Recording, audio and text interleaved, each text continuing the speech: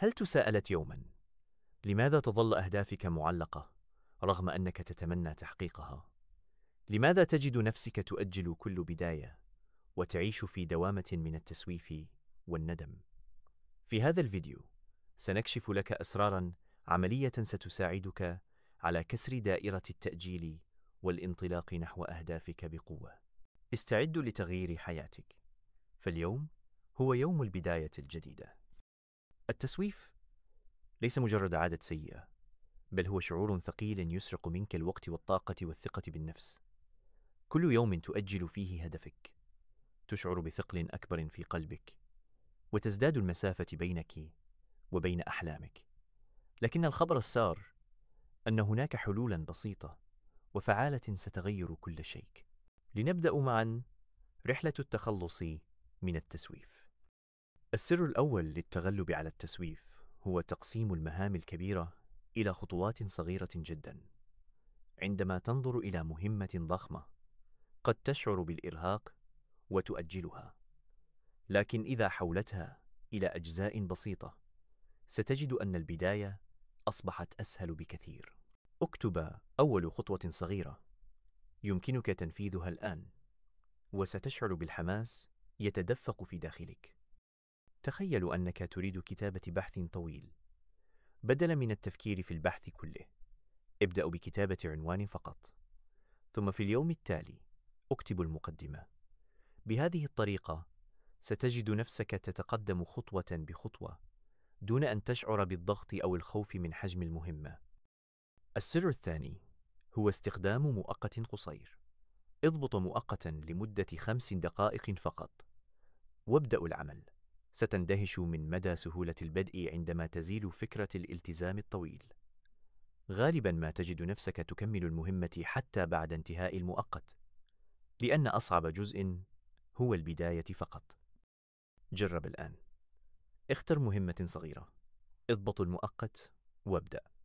ستلاحظ أن عقلك يتقبل الفكرة بسهولة أكبر، ومع مرور الوقت ستصبح عادة يومية تساعدك على الإنجاز دون تفكير طويل أو تردد.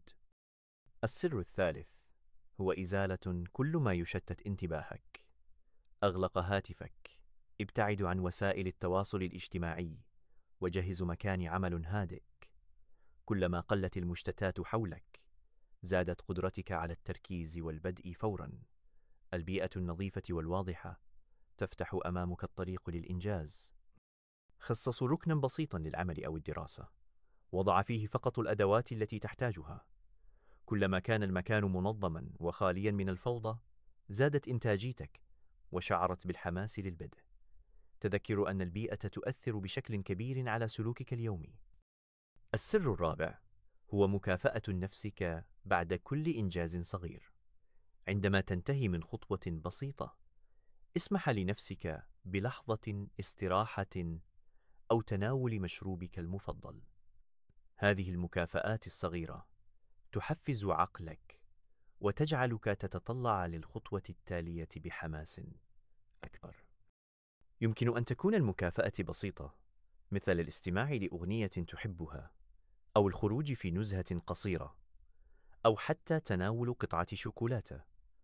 المهم أن تربط الإنجاز بشعور إيجابي لتصبح عملية الإنجاز ممتعة وسهلة. السر الخامس هو أن تتخيل الفائدة التي ستحصل عليها بعد إنهاء المهمة.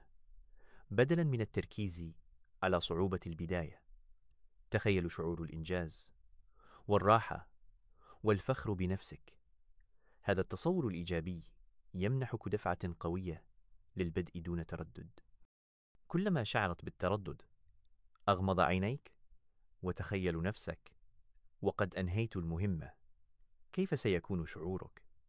كيف ستتغير حياتك؟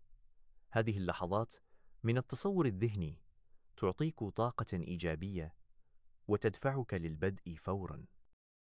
تذكر دائما أن العمل الفعلي أفضل من انتظار الكمال. لا تنتظر اللحظة المثالية أو الظروف المثالية.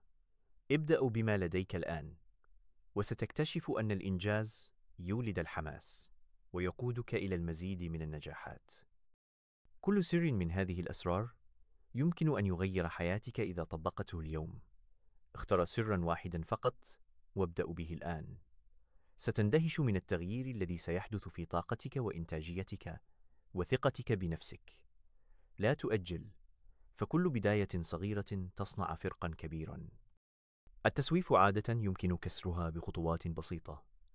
قسم المهام، استخدم المؤقت، أزل المشتتات، كافئ نفسك، وتخيل الفائدة. تذكر أن كل إنجاز يبدأ بخطوة صغيرة، وأنك قادر على تحقيق أهدافك إذا بدأت الآن. لا تنتظر الكمال، فالحركة هي سر النجاح الحقيقي.